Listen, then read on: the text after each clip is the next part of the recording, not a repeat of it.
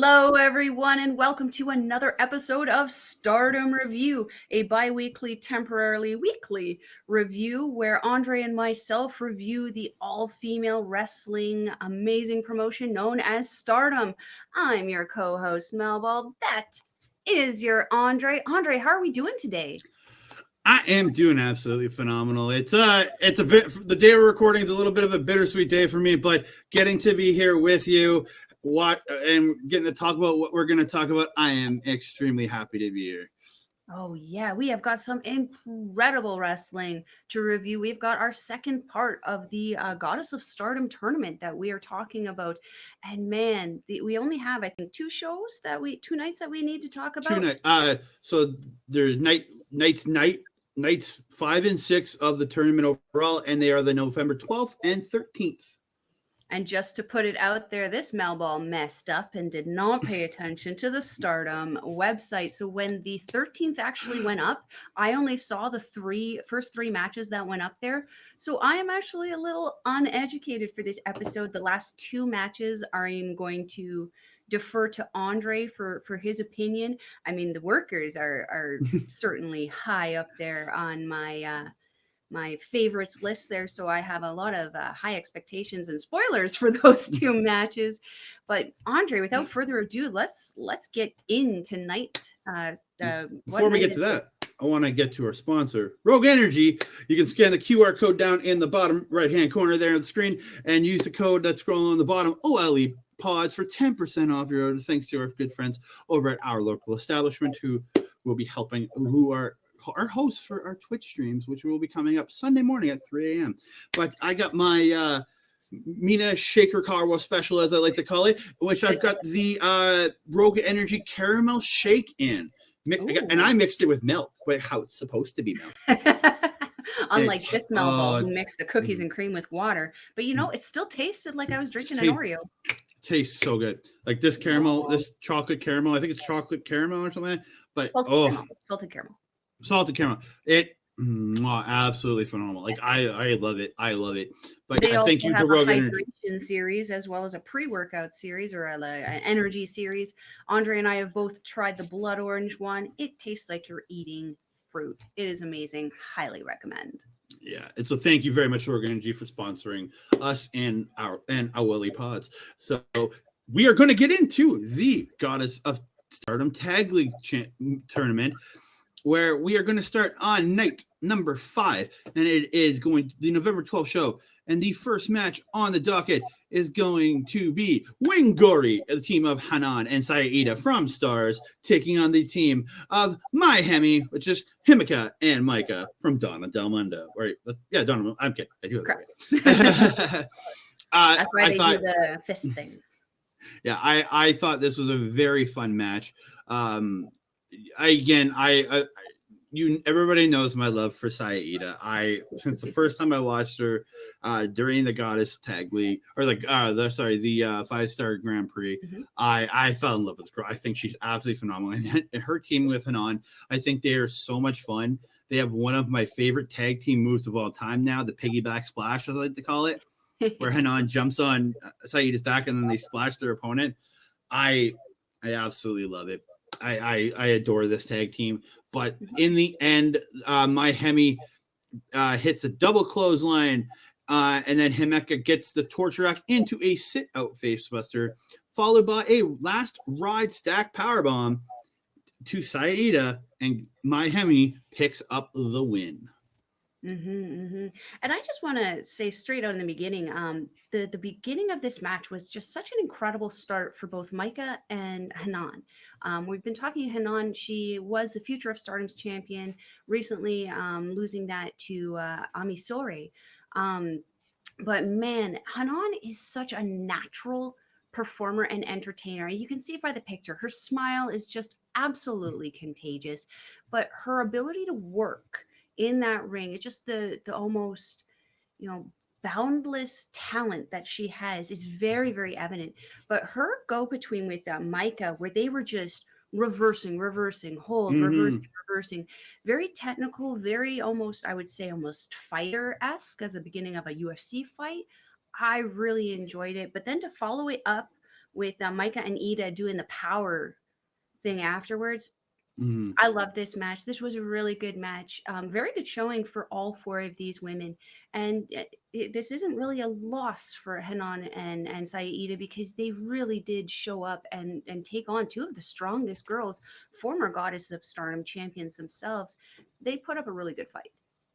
Yeah, I don't think there's a bad loss that Iida and Hanan can take in this tournament.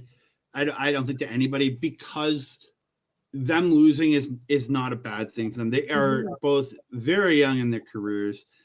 Hanan, I think she's 18. Iida's 25, but they're both very in the first like year or two of their careers. So they're both still very young in their careers. So at this point in their careers, taking these losses in these tag matches doesn't hurt them because they come out, they have great showings, and they show why they should be in there with the people they are in there with. 100%. So we're going to move on to the next match in the Goddess of Stardom Tag Team Tournament, and that is another match in the Blue Goddess division. That is O2 Lines, Azumi, and Miyu Amasaki from Queen's Quest taking on BMI 2000, Natsuko Tora, and Ruaka from Oedo Tai. Again, BMI, this is their dominance they've been showing since the loss on their first night by disqualification. They've been showing dominance in every match. The power, the just I'm gonna smash you in the face kind of style that both these women have, but nothing to take back from Azumi, or especially I will say this, Miyu Amasaki in this match. I thought did so well in how she was being beaten down and how her comebacks were phenomenal in here.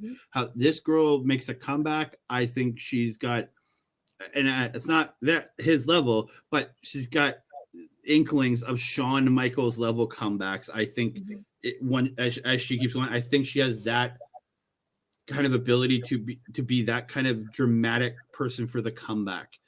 And I am really, she's not there yet. I'm not saying that, but I think she has that ability. And I look forward to seeing this girl go forward. But the end of this match comes. BMI, it's a signature for them now. Ruaka hits a tree slam.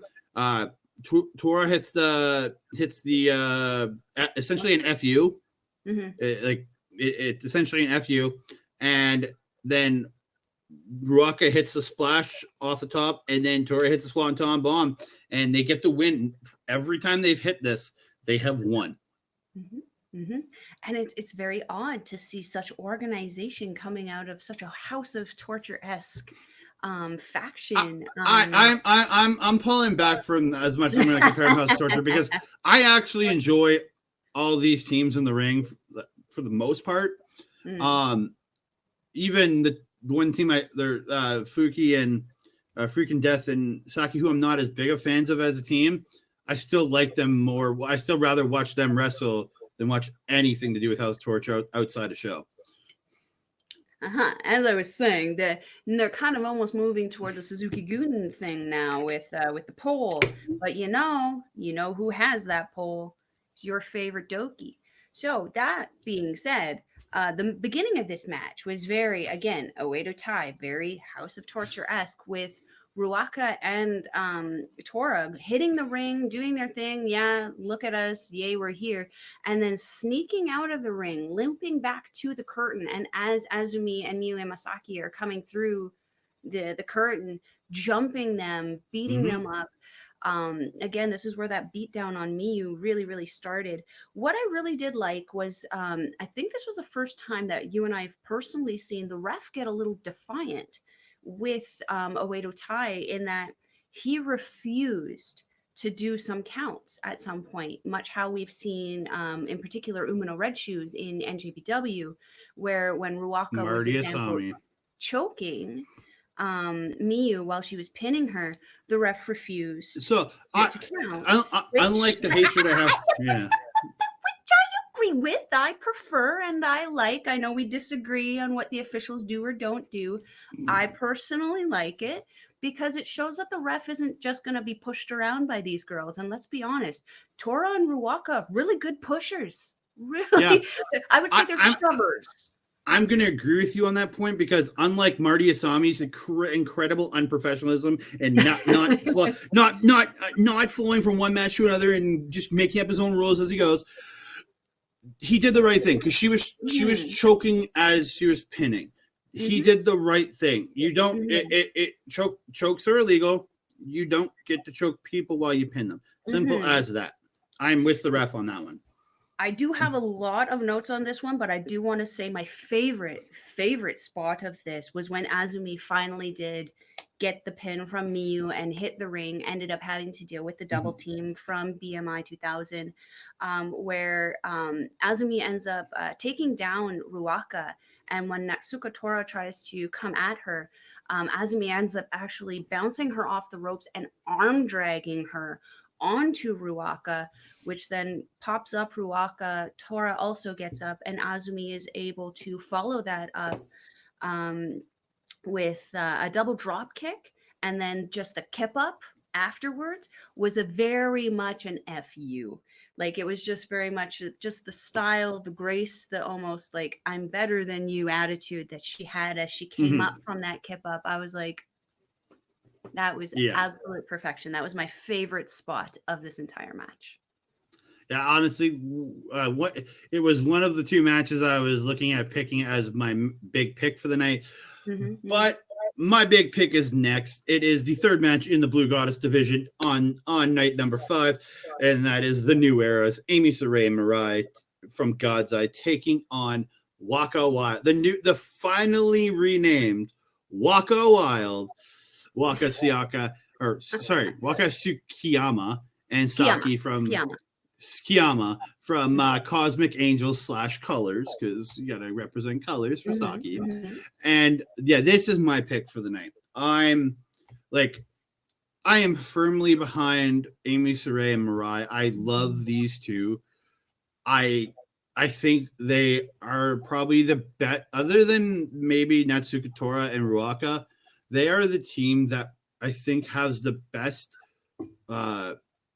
synergy of any tag team in this tournament, in my personal opinion. There's some other great teams that have great synergy, but I think the way they do everything together and the way they hit the power both these women have, the smoothness that both these women do outside of one spot in this match, is great. But the other one I got to really shout out with this match is Waka. How do you say it? I can never say Tsukiyama. it. Tsukiyama. It's like the T is TSU. Yeah, it's yes. Well, then it should be Tsukiyama. But whatever. Well, it's like the dog Shih Tzu. It's the same kind. Oh, okay, yeah. So Waka Tsukiyama. Yeah. She again is another one like Saya Iida, like Hanan, who is younger in her career. She's early. She's only been around a little while. And when Mina was announced to be pulled out, I was fairly disappointed, because again, I'm a big Mina Shirakawa fan. I am very happy with her replacement of Waka. I think Waka has really come into this tournament and really made it her, really established herself as part of her team. And she's not the level of Mina Shirakawa, but is showing that she can step in to be part of this team and not disappoint people. Not that she would, but you know what I mean. I can understand why some people would be disappointed. And I think she is absolutely great stuff. But there is one spot in this that looked absolutely kind of gross, almost in a way. Yeah. Mirai goes and does it, grabs her and does an overhead throw, but she kind of just went back with it quick, and Waka landed straight on her face. It's at about the 640 mark and at the match, and it's just holy moly. Or I saw the video on Stardom-World is at 640, but holy moly, so maybe about 2 minutes into the match, I was worried for the girl for a second. She got right back up, so I was like, okay, she's fine. But then Like there was one spot, Amy and Mirai were just dual chopping the heck out of Waka, and then hit her with this huge double clothesline. Like, dang! But like Waka, like she it's her. The hip attacks I love. Like, just she's so good. She's good at them. And you got to remember, reminiscent of Gucci. And Mina Shirakawa, who likes her hip attacks too. So bringing Waka in, you still get the hip attacks, man. And I thought they were great. And I love that she does the hip attack into the ropes to the head. I absolutely loved it. But like Mirai, there was a spot where she actually got a Kimura in and then did a full rollback through and pulled the Kimura in tighter. Like it was like a beautifully transitioned situation that looked really, really good. And it actually required Saki to come in and break it up. But yeah, and Saki got a beautiful brainbuster in this though. And not to take away Saki, but Waka was in a majority of this match getting beat up and fighting back. But yeah, the Mirai got this beautiful right towards the end. She hits this beautiful like wheelbarrow into a half Nelson slam, like just absolutely picture perfect. It's the smoothness of what they do is so good. In the end, Mirai does an airplane spin into what she calls the Miramare shock. For any North American audience that knows Chris Sabin's cradle shock, same move. And she picks up the win on Waka. And dude, I gushed over this match. I absolutely love this match. This was a fun one, and as I mentioned before, that the mother-daughter kind of feel dynamic between Waka and Saki, even more evident in this one. Again, her trying to do Waka trying to do a crossbody into Ami. Ami catches her, and then Saki following it up with just a big boot to just help Waka get her over there. It was very fun. Even her just picking up Waka and throwing her a couple times into a drop kick. It was just really, really sweet dynamic to see, but it also adds something different to what we're seeing because we have a lot of teams like the New Eras who like Miami, like BMI 2000, who are just these powerhouse teams who work so well together. It's refreshing to see this still work together mentality, but like in a different kind of way to entertain. I felt it really added to the match. You actually mentioned pretty much almost everything. Sorry, I really loved it. I had so much to say. I really had a lot to say. I'm sorry. I did really like the hip attacks also. I did note they're ineffective at times, but super, super cute. What I really did like also was when Saki and Waka were actually able to get their stereo submissions going, where Saki had my favorite move, that dingle dangle going on there, while Waka had Mirai. I had that written down too. Yeah, because Waka was sitting on the. Yeah, because Saki had that the hanging Billy Goat's curse, and Waka's sitting on the back with I think it was who did she sitting on? She's on. Figure out what it was. That's why I didn't write it down. Yeah, but she had the arms like pulled back, but she literally had the arms pulled back so far that they crossed behind Mirai's back. Yeah, speaks to the flexibility of both of these women. But that Sohrei is so tall. In comparison to Saki, because I believe she's almost a head taller than Saki. Oh, but Saki is strong enough that she's able Saki's to not short either. No. You gotta remember that. But she's taller. Ami is quite a bit taller than Saki in comparison. So I do find that doing something like the dingle dangle on someone who's taller than you will result in them having their face kind of dragged along the mat. This was not the case. Saki shrugging it up really, really well. Ami never touched the ground until she released her, which was usually her throwing her on her face. I will never not love the name the dingle dangle. Will for always be the dingle dangle. I will always describe it as a hanging Billy Goat's curse, and then you'll call it the dangle dangle just for clarification for people. But absolutely phenomenal. It's less of a mouthful than what you said. It's a hanging Billy Goat's curse. What's the mouthful about that? Dingle dangle. All right, so we're gonna move on to the next section, the Goddess Tag Team Tournament. It was in the Red Goddess division. We have the debut match of Peach Rock. This is their first match of the tournament, and we're gonna have something to say about that in a little bit here. It's Miyu, Utami, and Momo Kogo from Stars taking on My Fair Ladies, Lady C, and Mai Sakurai from Queen's Quest and Donna Del Mundo, respectively. This again, I thought, compared to the first match that they had, My Fair Lady has been working well together. That first one was a giant mess. Don't know what happened, but the second match, this one, they've been doing very well. They're starting to do it. I think they found their groove. They're doing very well together. I thought Lady C, it's her power. It's the ability to dominate with her size and that choke slam she does. When she picked up Miyu in this match and smashed her down to the mat, holy moly. But the end of this match. That helicopter spin or that airplane spin that she did. Yeah, it's just the power coming off of Lady C. The Cesaro spin. Yeah, dude. Like Cesaro spins, but this girl just started going so quickly. You could see it. She had to let go and she fell over, and you could see her when she was trying to get up to go for the pin. She was having trouble moving because she was so dizzy. Like, oh my god, it was. Hey. Yeah, it was crazy. And then there was like a beautiful spot where Momo and Miyu hit a double 619, which was very nice. But in the end, Miyu got the Yakuza kick to Lady C and the Dundunpa, which is the crucifix bomb, to get Peach Rock the win and their first 2 points of the tournament and keeping My Fair Lady at 0. I'm not gonna lie, I did kind of expect this kind of result, not just because My Fair Lady is the new team and arguably the mismatched team in this tournament, but Miyu Watani, we both know we're going to be seeing her facing Kairi tomorrow. But no, that was 2 days ago. 24 hours.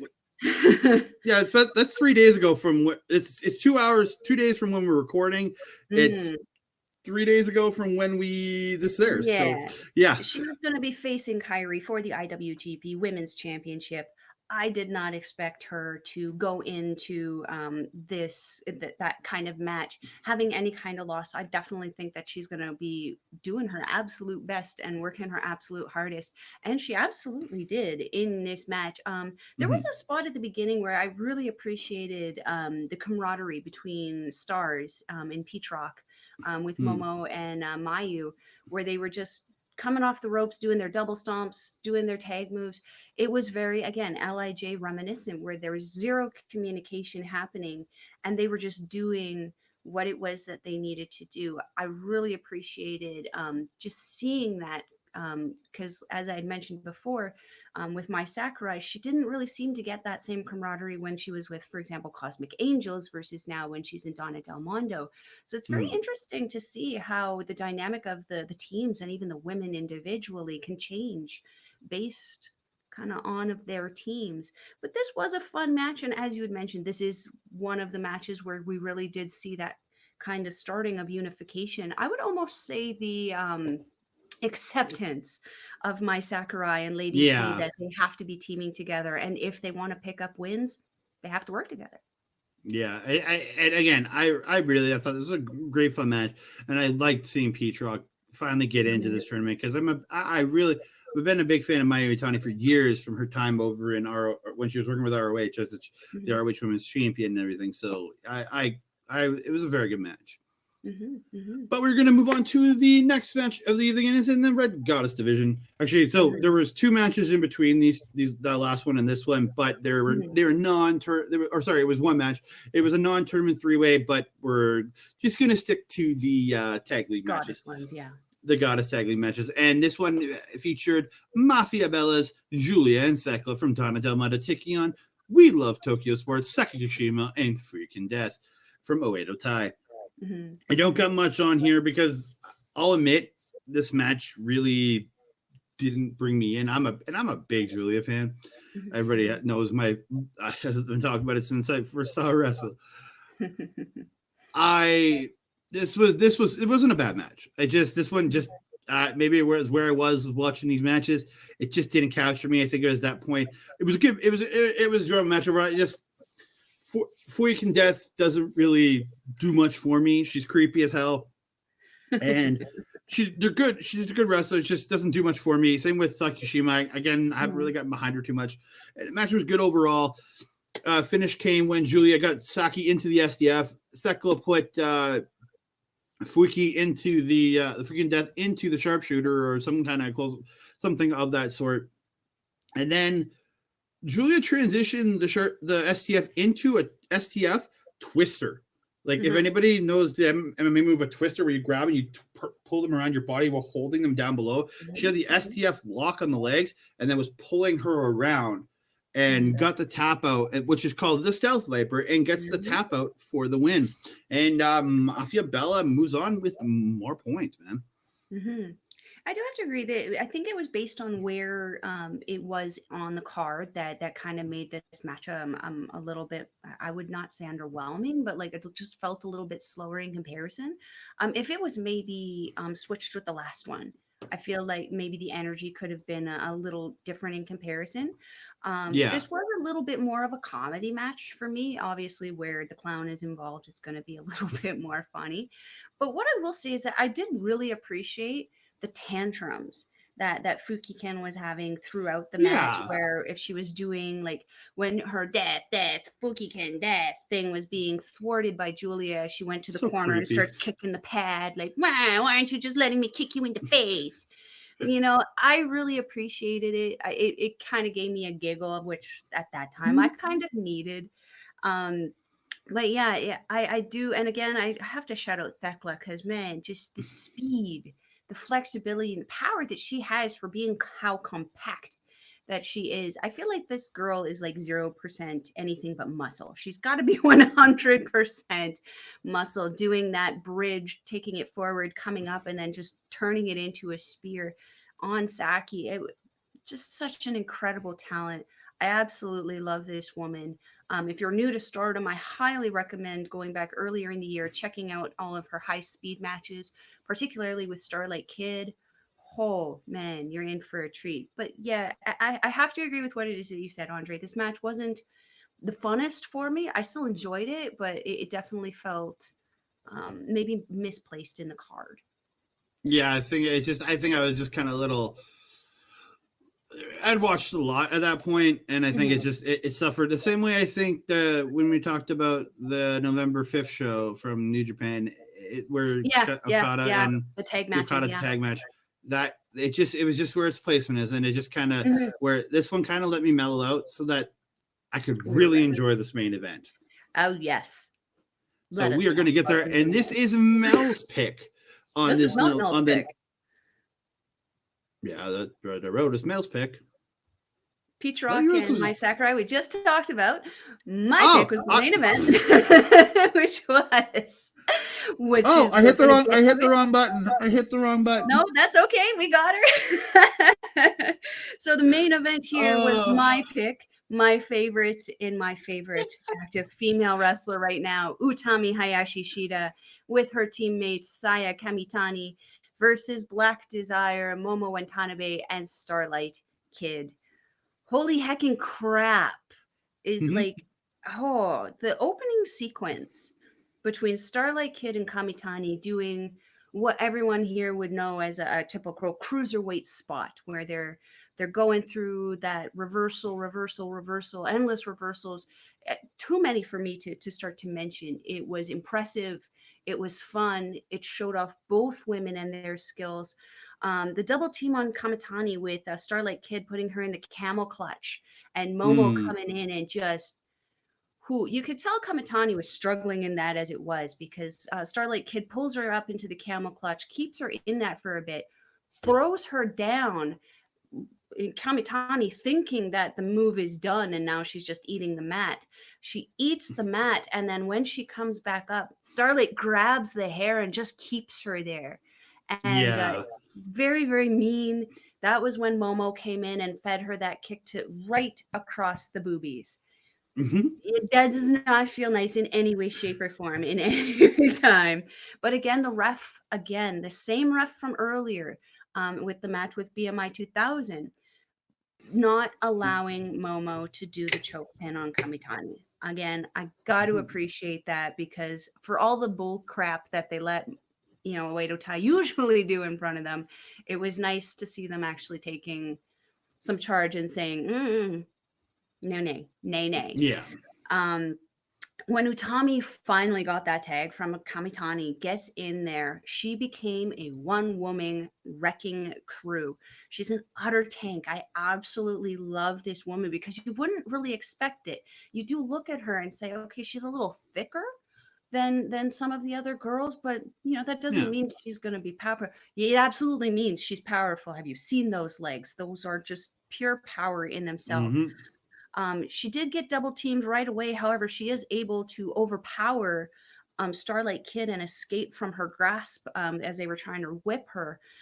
Therefore, ending up grabbing Momo, allowing Momo to throw Utami into Starlight Kid, grabbing her to do a fireman's carry, and then actually Hiromo style fireman's carrying Starlight Kid into Momo into the corner was just so impressive. It really speaks to her power. But then following it up still with an elbow drop, or sorry, an elbow, and then a double drop kick on Momo and Starlight Kid. She just, again, one woman wrecking crew, cleared the ring. It was so impressive.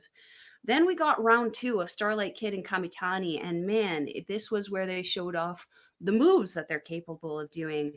Um, I I did feel that part of the match, though, is goes to what I've mentioned about Kamitani in the past, where she does almost get that line of over animation in what Yeah. it is that she's doing with her moves.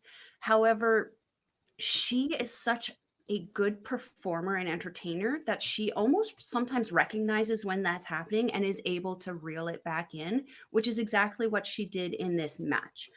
Um, Utami, I have Seiya and Utami worked Momo so hard at the end of this match. Again, Utami, absolute tank. Starlight Kid and Momo also working very, very well and smoothly together. We're able to start to break down Utami and almost try to remove her towards the end of the match. Kamitani, however, super, super effective. Um, super, super good. Um, and then last thing I'm going to say is the dropkick assist from Kamitani that feeds Momo into the German by Utami that ultimately leads to Utami setting up Momo for her finish, that beautiful spinning razor's edge. Hijack Just bomb. Yeah. amazing that picks up those 2 points for Utami and Kamitani over Black Desire. Man, what a main event. Yeah. I absolutely phenomenal. Like, just some of the beauty in this match is insanity. It like Momo got the crossface chicken wing on Utami, but then as she's got it, she literally lets it go and rolls out of the way so that Starlight Kid can come off the top with a spinning frog splash. I was just like, holy crap! It just I absolutely I adored it. And then Momo hit her big finisher, the Peach Thunder, which is the variation of the Tombstone, but dang, it was good. But like, yeah, overall, like I think all these all these women absolutely killed it in this match.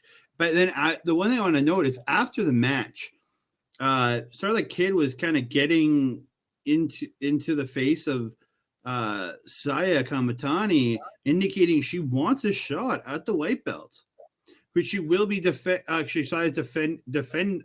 We're recording before the weekend, but is supposed to be defending on actually the Saturday against Kyrie.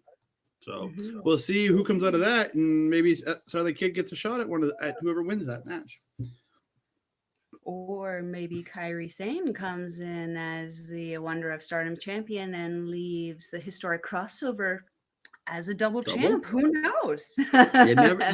We don't know. We really don't. We really don't, and you guys will know because it's already happened when you're seeing this. But we don't know as we're recording this on the Friday before. Surprise or not But surprise? so before we get on to the next night of the November 13th show, they did not have a graphic out. They only put out a graphic for after the November 13th show. But I want to quickly go over the standings. Red Goddess Division, Mafia Bella with 6 points. Aphrodite with 4 points. Karate Brave with 3 points. Peatrock, We Love Tokyo Sports, Meltier all with 2 points. Black Desire still with only 1 point due to their draw. And My Fair Lady with 0, still winless with 0 points. And in the Blue Goddess Division, you have the team of BMI 2000 with alone on top with 6 points. Then you have My Hemi and FWC with 4 points each. Then you have 7 Up and the New Eras with 3 points each. Waka Wild with 2 points. O2 Line with 2 points. And Wingori with 0 points after night number 5. I think I got it all. I think so. Boom. And we are going to move on to night number 6, where we are going to be bringing up 5 absolutely wonderful matches in the Goddesses of Stardom Tag Team Tournament. And the first match of the night is Mel's pick of the 3 of the 5 matches she did get to see on this card. Yes. It is Meltier, the team of Natsupoi and Tam Nakano from Cosmic Angels, taking on Black Desire, who we literally just talked about, Momo Watanabe, and Starlight Kid from Oedo Tai. What a start to this match. Oedo Tai really liking to bring those unique starts and unique entertainment to their matches, dragging Natsupoi and Tam Nakano from the back on their entrance, not giving the crowd the opportunity to see these beautiful women come out in their tiaras and their lip syncing and their beautiful costumes. I digress. Tam fought back as hard as she could as Natsupoi was being kind of taken apart on the outside by Starlight Kid. This match was a bit of a struggle for Team Meltier to kind of gain an upper hand on it after the chaos of the beginning of this match. She was able, she being Tam Nakano, was able to fight back successfully on the double team to get Natsupoi into the match. The spot where Natsupoi goes to drop Momo in the corner and Momo just walks away. It really gave me some Samoa Joe vibes. I really appreciate it. Yeah, I very much thought that she's just like, I don't care, and just walked away. I was just like, that's badass. Again, the Samoa Joe attitude there, where after walking away, she jumps onto the corner and feeds Natsupoi a dropkick of her own. Natsupoi eating all of it. Very much and then so. Pulling out the legs too from Natsupoi. Just an amazing, fun match, especially the high speed sequence that happened between Natsupoi and Starlight Kid. Both of them, obviously, high speed division women. Both of them, so fast, so tiny. I absolutely love it. Momo with that release German on Natsupoi looked absolutely rough. Natsupoi is starting to look a little bit like Miyu Iwatani to me. She almost kind of has that reckless disregard for her body. Yeah, kind of. She just goes flying. Momo and Starlight Kid working so smoothly together in this match because of how unified Black Desire felt. I really did feel like they had almost an answer for everything that Meltier was throwing at them.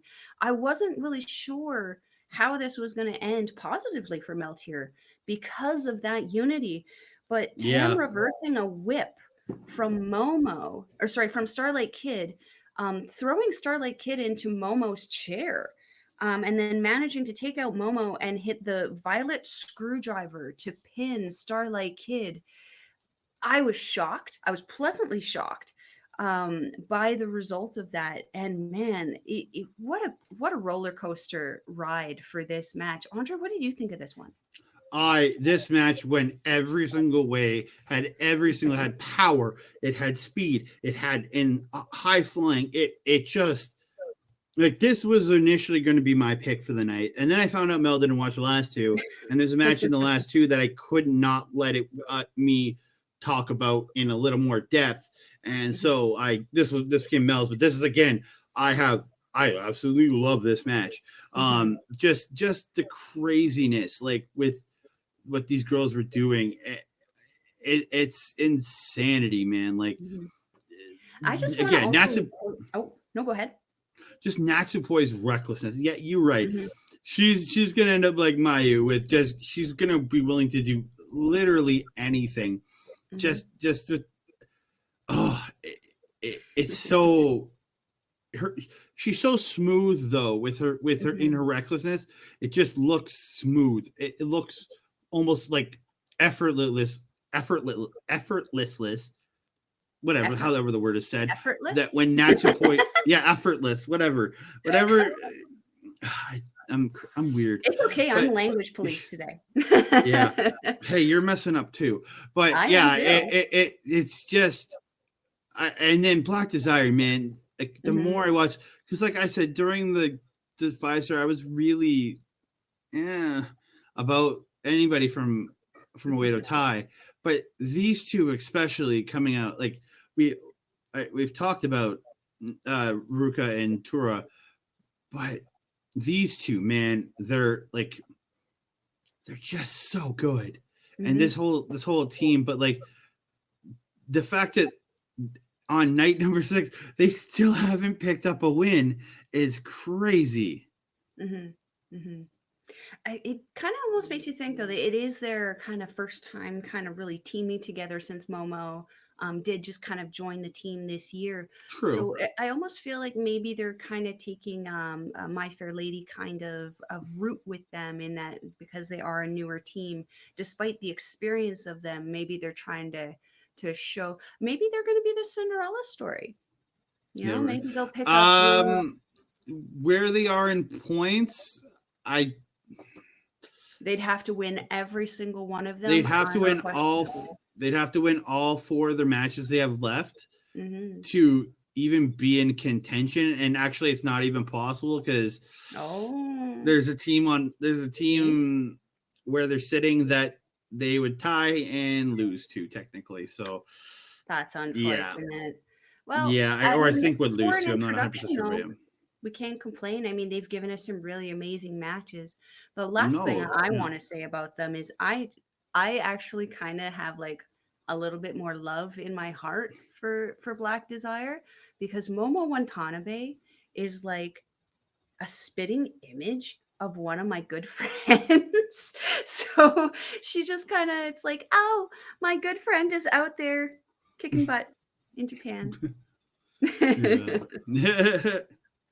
Yeah, but I'll like absolutely like you couldn't ask for a better opening match, I think, for this card. And this card just keeps rolling, as in my opinion. I don't think there was a down match on this entire card, in my opinion, because next up is, again, one of my favorite tag teams, Wingori from Stars, taking on Waka Wild.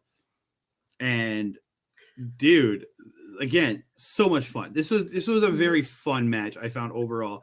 Just it got kind of goofy and fun, like it more than intense. It is how I found this match. It was these girls, like with Wingori, they're cute, fun girls in the way they wrestle, the way they do everything. Waka, again, she has a kind of a goofy style. Saka, her wild and crazy, can come off kind of goofy in certain situations. So it was just a fun match to watch happen. And I had so much fun with it. The piggyback splash, again, I will praise that move over and over again when Hanan jumps on Saida's back and they fall on their opponent. I'm calling it the piggy. You call that your hanging thing. I'm calling this the piggyback splash. I don't care if we ever find out what it's called. It's forever going to be the piggyback splash. Hey, I mean, we come up with our custom move names for everything, right? Like, Yeah. Yoda Hey, Suji. hey, we can send some of this. Everyone, We should be sending some of this to Kevin Kelly for if Stardom gets some English commentary, he's gonna give some moves out for hey, it. So there I you was go. just gonna say Yoda Suji. They've always called that splash that he does off of the ropes the Suji splash. Nay, nay, that is not a Suji splash. That looks like a salmon jumping upriver. That is a salmon splash, my friend. Salmon splash. Yeah. So The the only end of thing. oh, Oh no, go oh ahead. Go sorry, go. ahead. No, no, go. You finish. I'm gonna get to the end, so you go ahead. No, the only thing I wanted to say about this match was number one, the sportsmanship at the beginning was exactly what I wanted to see about of two face teams. These are two teams that are the good guys essentially, or good girls of the company. It was nice to see them shake hands before because we haven't seen that happen in a lot of matches in a long time. So it was really refreshing. Um, what the double team where Saki used Waka as a battering ram, I absolutely loved it because it goes back to that mother daughter kind of thing where Yep. Waka's going, "Look at me go," and Saka's going, "Yep, you're going." um, and then the last thing I wanted to say about this overall was Waka's attitude. I absolutely love it. It's very much almost like a John Cena, never give up, never back down attitude. Very much I so. absolutely love it about her. It's my favorite thing about her. Yeah. And then the end of the match came. Hanan hit the bridging backdrop driver on Waka to pick up their Wingori's first point in this tournament. And like, what an impressive move. Like, Hanan just does it so smoothly, so Mhm. crisply. You can tell how much work she's done on this move. It just, it was a great match. Great way to end it, too. Yeah. Wonderful match.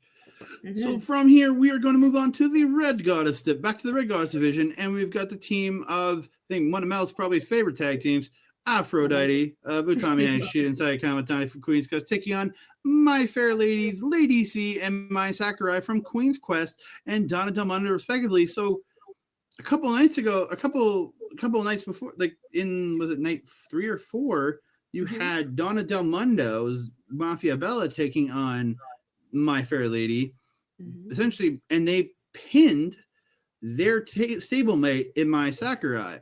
This one Hmm. came. You had the Aphrodite from Queen's Quest actually pin Lady C from Queen's Hmm. Quest. So it's just a weird. The end was.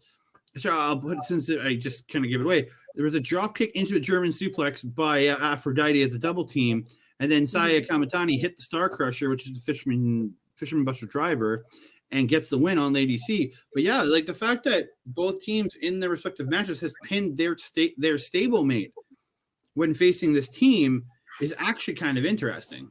Hmm. And something I actually want to kind of add into that kind of interesting statement is it was interesting how each team responded to the win and loss.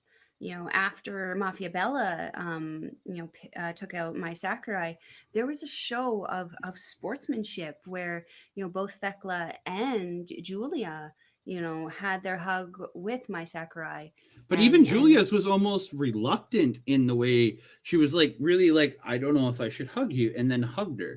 But mhm. it was very different Whereas with Queen's Quest. yeah, it was almost Yeah. like a just complete lack of acknowledgement of it, where Tommy and Kamitani were just like, "Okay, we're good, we're done, moving on." They I hugged her I right after felt, they hugged her right after the match was over. That's yeah, what I but was then gonna say. afterwards, it was just kind of dissociation. Whereas Mafia Bella, I felt there was more camaraderie. But I do Sort find of. it interesting because I feel differently from like with Donna Del Mondo. My Sakurai has just skyrocketed. Donna Del Mondo was exactly, and everyone in it who she works with was exactly what my Sakurai needed to do what she needed with her career that she was lacking, for example, in Cosmic Angels. With Lady C, um, Queen's Quest is almost a very, again, like very almost LIJ thing where it's a bunch of individuals all agreeing to work together while still being independent, which is a different flow that I feel from Donna Del Mondo. That being said, I still felt that they were appreciative of the match. and appreciative of Lady C and the experience that they got out of it. I just didn't feel that they showed as much nurturing in the same way that Giulia and Thekla showed my Sakurai. That being said, I mean, Queen's Quest is a very, very dominant faction. So everything that they're doing within the company, they're doing 100% correct and right, in my opinion. So this match I felt was a lot of fun. There was one one spot where I almost spit out the drink that I was drinking because I wasn't expect this to happen, and it was just because of the beauty of the camera shot also.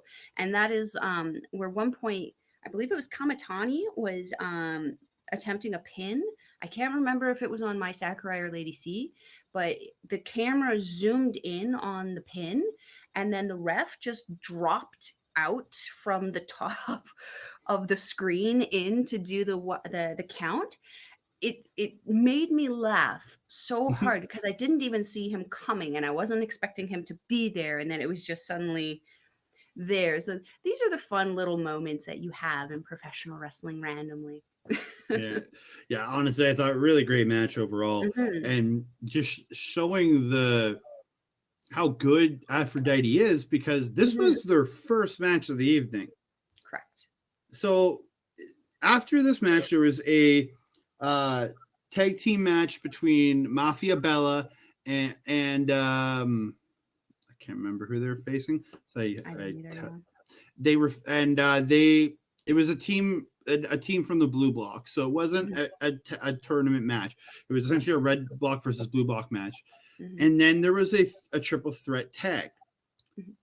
And then when we return for the triple threat tag, this graphic isn't going to change much except for the team on the right.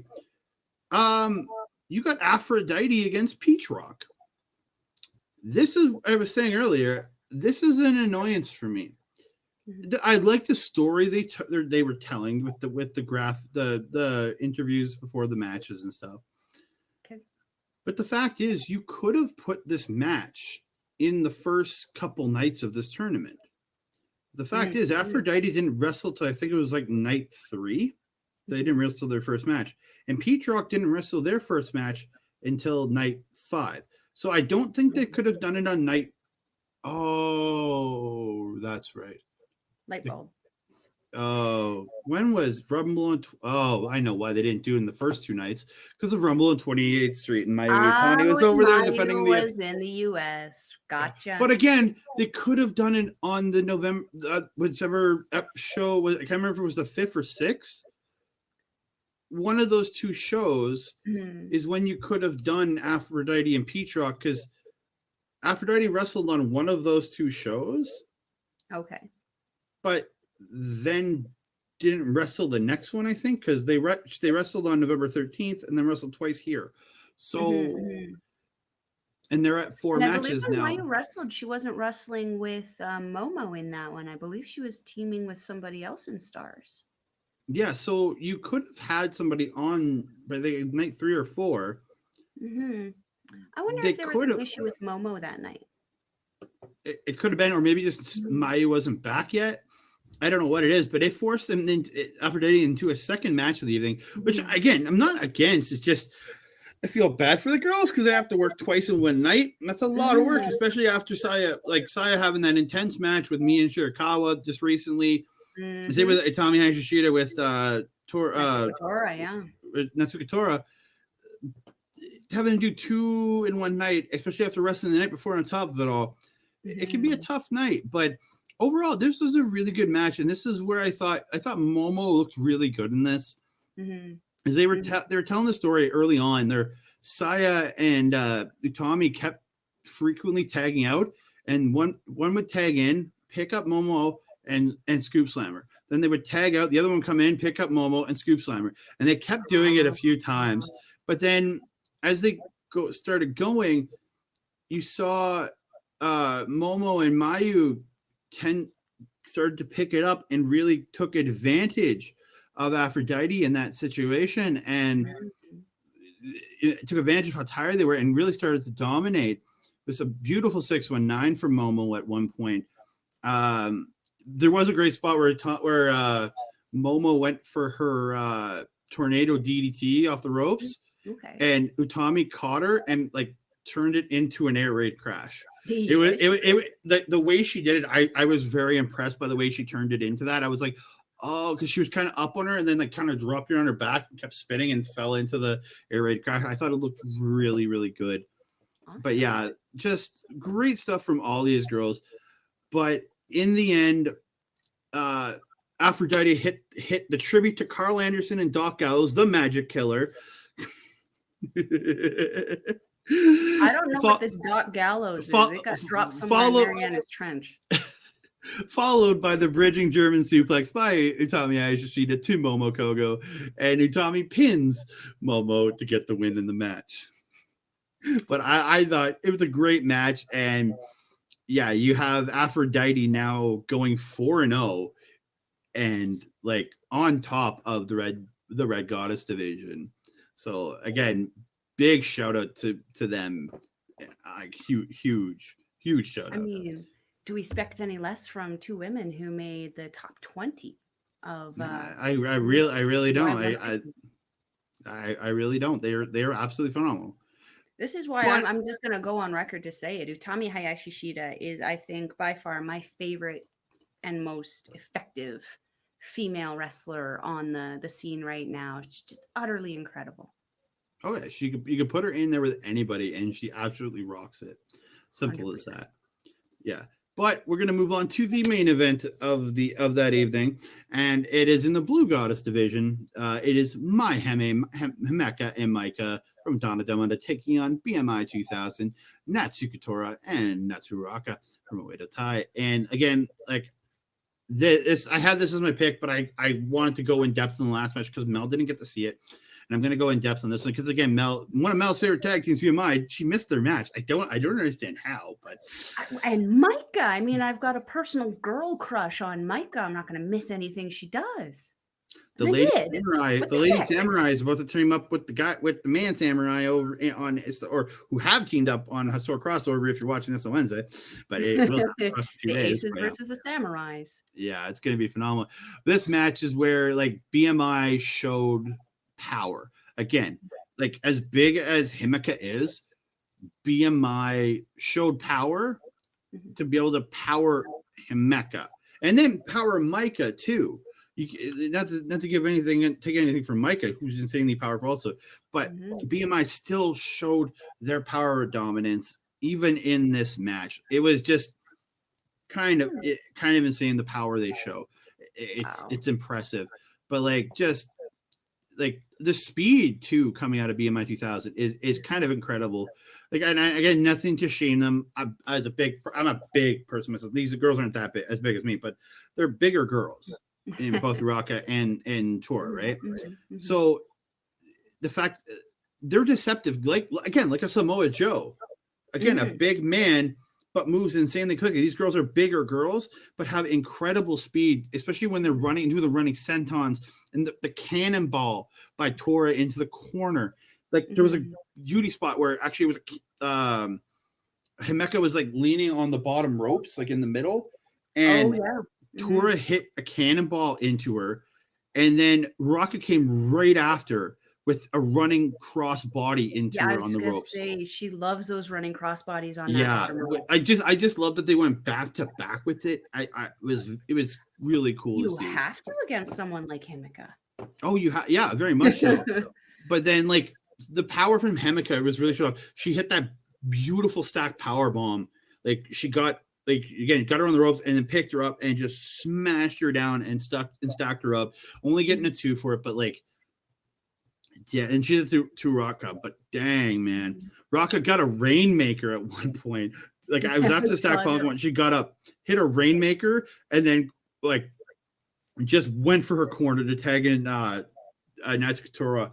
And Tora came off the top with the frog splash to Himeka, but only got a 2 there. But it was just that getting the Rainmaker and getting her tag team partner in to do the frog splash was actually really, really nice. But, yeah, like, just the power from all these women. But this was one of those ones where like Himeka was in a majority of the match and was she did fight a majority of this match. Maika was in there a bit, but yeah, Himeka was like, she's the one getting beat down majority of the match or fighting back majority of this match. But yeah, like I absolutely phenomenal. The finish again, it's that finish that BMI has been just dominating everybody with. The tree slamming FU, and then the splash, and then the swanton. Mm-hmm. It has been effective at every time they have hit it, and they hit it again, and BMI wins again. BMI 2000 with another power victory, man. Like it's crazy. It just, you have two power teams here, and the fact that BMI just was able to dominate with overpower with their power. Absolutely incredible to hear. Yeah, absolutely phenomenal. So as we go into, I'm going to bring this up so everybody can see it. I know it's a little bit blocked by there's QR code in the bottom right corner, but for the Red Goddess division, we have Aphrodite on top, 8 points, 4 wins, no losses. So, and then you have Mafia Bella right behind, 6 points. You have Meltier with 4, Karate Brave with 3, Peach Rock with 2, We Love Tokyo Sports with 2, Black Desire with 1, and My Fair Lady with 0. In my personal opinion, I would say My Fair Lady, already having 4 losses, has no shot at this. Black Desire, who has 2 losses and a draw, would have to win all 4 matches to get 9 points, but would have to have Aphrodite lose everything else. So I think, to me personally, they are mathematically eliminated. We Love Tokyo Sports has already wrestled 3 matches, has 2 points. I don't think they can take it. And Peach Rock is the one team with 2 that I think can, because they've only wrestled 2 matches so far. So they do have, I think, 5 more matches to go. So there's a possibility there. But like, I think this is coming down to either going to be Meltier, Aphrodite, or Mafia Bella. I really think it's one of those 3 teams. Like, I have to agree. Yeah, it looks, that's what it looks, and I think Aphrodite know has what my vote is for, sir. Aphrodite, right? Yeah. Yeah, and I honestly could see them coming out of the Red Goddess division as the winners of this division to go to the finals. So now, that being said, could you imagine the showdown if Aphrodite takes Red Goddess and then BMI takes Blue Goddess? After seeing the showdown between Natsuko Tora and Utami Hayashishita, oh my goodness, would that be an incredible match? But then pairing up Ruaka against Saya Kamitani, could we see another potential contender coming out of there for the Wonder of Stardom Championship? It's very possible. It's very possible. But as we go through the blue, we talk about the blue division. On top with 8 points, 4 wins, 1 loss, you have BMI 2000. The number 2 is Miami with 4 points, 2 wins, 1 loss. FWC, 4 points, 2 wins, 2 losses. I think they're out because of where they are. And how dominant BMI is. I don't think they can get there. I really don't. They would have 7 Up, on the other hand, who we haven't talked about in a couple up. We haven't talked about. They haven't been on a couple shows now. They've only had 2 matches. They have 3 points, 1 win, 1 draw.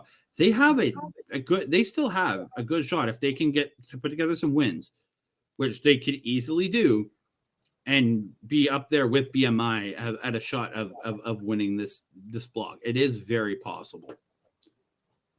And then you have New Eras with 3. There's a chance for them.